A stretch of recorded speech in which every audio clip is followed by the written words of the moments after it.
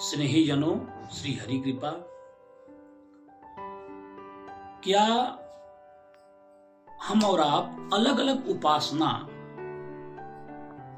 की पद्धति से या अलग अलग उपासना पद्धति, पूजा पाठ की विधियां जितनी समाज में प्रचलित है, क्या इन विधि से उस ईश्वर को पाया जा सकता है, या कि जो मत विभिन्नता हमारे समाज में फैली हुई है, क्या वो मत विभिन्नता को एक समदर्शी दृष्टिकोण अपनाया जा सकता है? देखा जा रहा है कि हमारे अपने समाज में एक दूसरे के मत, मजहब, पंथ, समुदाय, संप्रदाय को कहीं न कहीं पीछे धकेलने की कोशिश की जा रही है।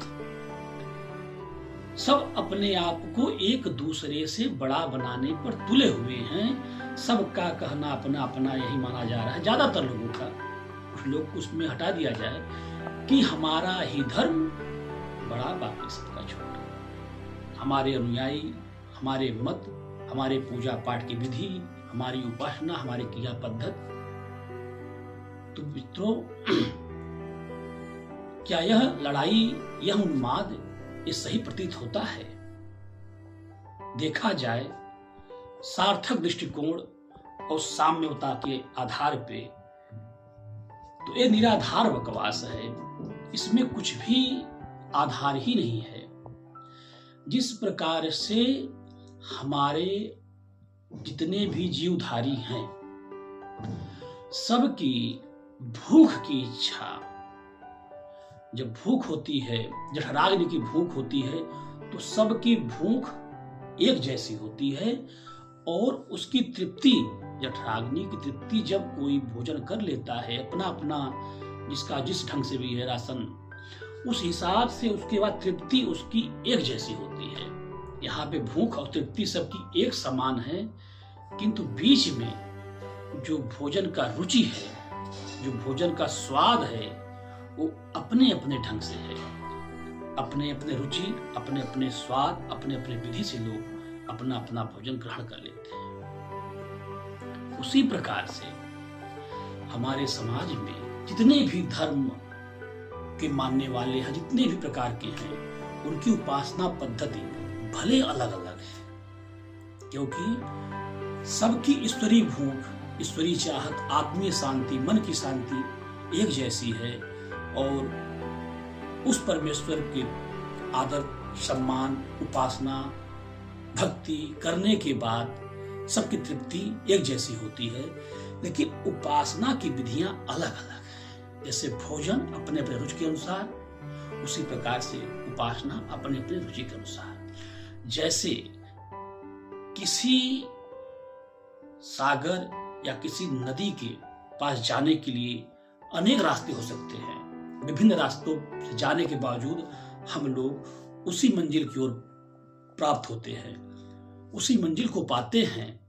उसी प्रकार से सबकी उपासना पद्धति भले अलग अलग हो, कोई किस ढंग से कर रहा है, कोई किसी ढंग से कर रहा है, जो जिस भी ढंग से करे, किंतु मंजिल सबको वही प्राप्त होना है। साधन अपने अलग हो सकते हैं, साध्य सबके एक हैं। साधक का इसमें मेन रोल है। जो साधक है उसकी क्या मुख्य भूमिका है? साधन कोई अपने मंजिल तक किसी दूसरे वाहन से जा सकता है, कोई दूसरे वाहन से जा सकता है, जाना उस सबको उसी मंजिल की तरफ है। लेकिन इसमें साधक जो है उसकी मुख्य भूमिका क्या है? यहाँ पे रामचरितमानस में भी उल्लिखित है, भवानी शंकरौ वंदे श्रद्धा विश्वास रूपणी। भवानी और शंकर की वंदना कर रहा हूं, जो श्रद्धा और विश्वास के रूप हैं। बिना श्रद्धा और विश्वास के कोई भी उपासना पद्धति, बिना प्रेम के कोई भी उपासना पद्धति, चाहे जिस ढंग से, जिस धर्म में भी किया जा रहा हो, वो फलदायी, फलवती नहीं होती। तो कहने का मतलब मित्रों बस इतना ही है कि हमको, आपको अपने अपने श्रद्धा, अपने अपने विश्वास, उपासना की पद्धति कुछ भी हो जाए, प्रेम, उनके प्रति अनन्य भक्ति, समर्पण का भाव, यह बहुत जरूरी है।